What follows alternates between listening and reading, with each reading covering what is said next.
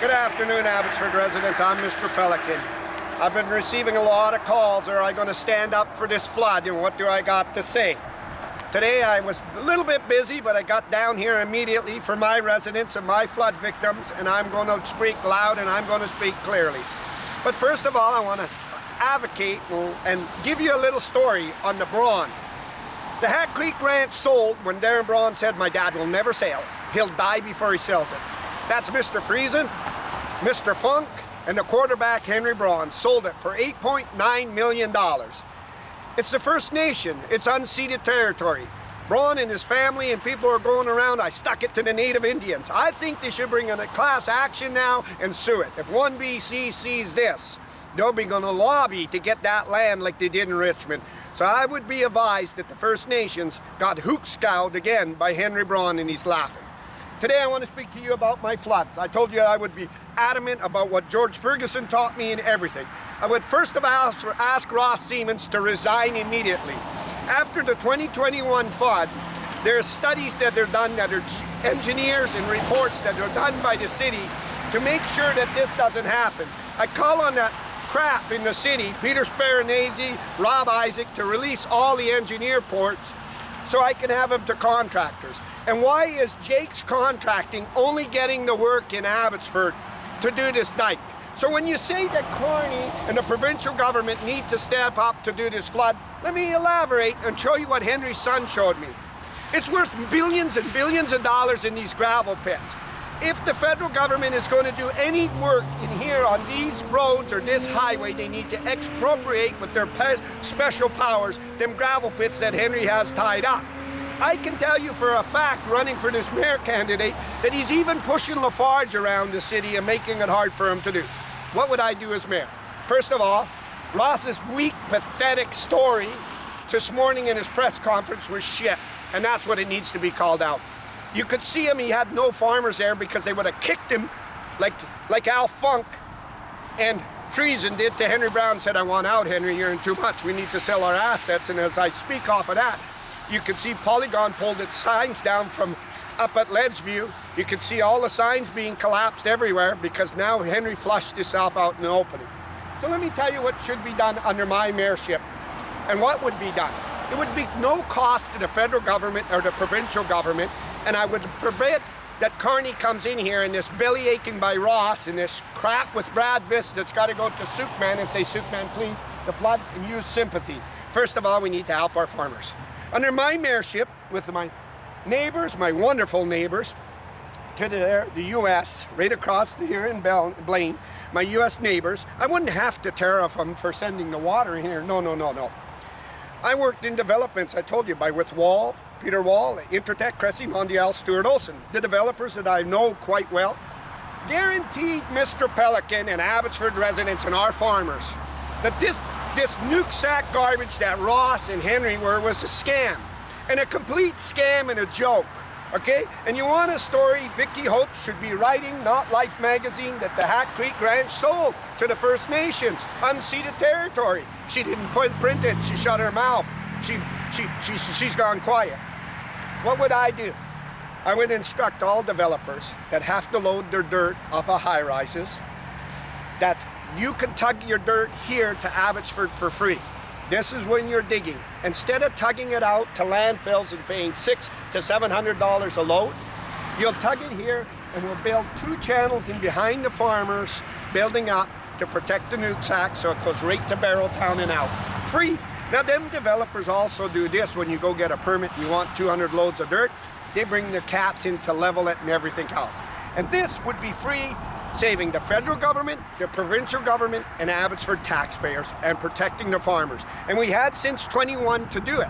But that bloody gravel pit in this billions of dollars of infrastructure, Brad Viss, Mr. Speaker, Brad Viss needs to go to Carney and say, "Carney, I'll cross the floor now and give you a full mandate. We'll get that money." But this should not be blamed on the U.S. because we could have built a wall. We could have built the Great Wall for this water to go through in the channel. And we could have worked with the Nooksack people on that side and did this. This was incompetence by this crap, Ross Siemens. He was so embarrassed he didn't even stand with the farmers.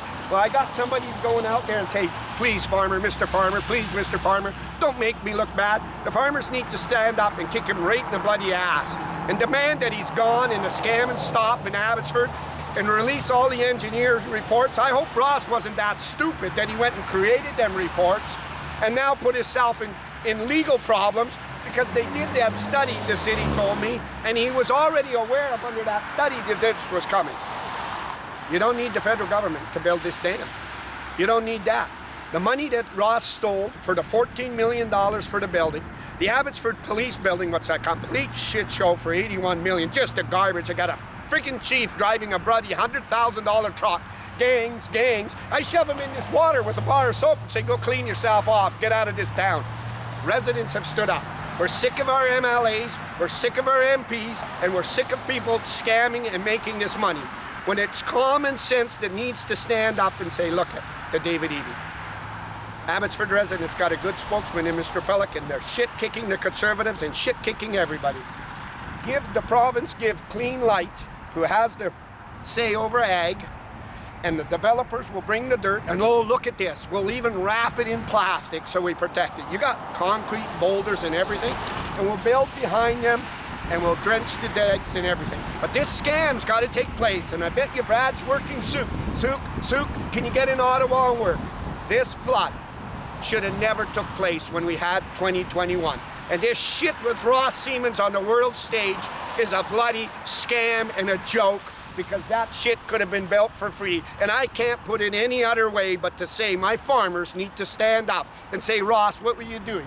I know the price of meat's so high, were you hoping a goat would float by your bloody window so you could eat it? Ross is a freaking joke and he's a scam. He was never a qualified mayor. And hey, Ross, when you and your dad were dumping and crashing your old gas station down rather than take it to Mission and dump it in the landfill and properly dispose of it, all that contaminated, you should have brought it here. So the Nooksack, understand this, ladies and gentlemen, the Nooksack raises up every year.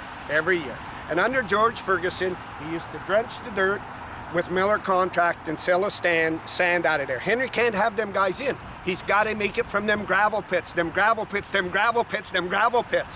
You need the federal government to take them fucking gravel pits out of here and take them away immediately. Them gravel pits.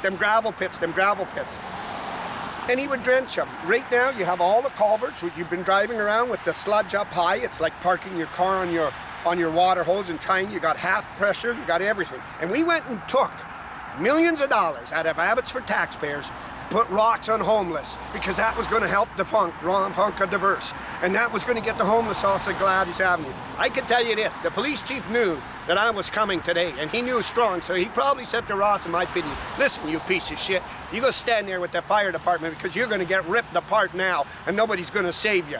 And that's the bloody facts. Abbotsford residents are sick, the farmers shouldn't take this, and nobody should take that.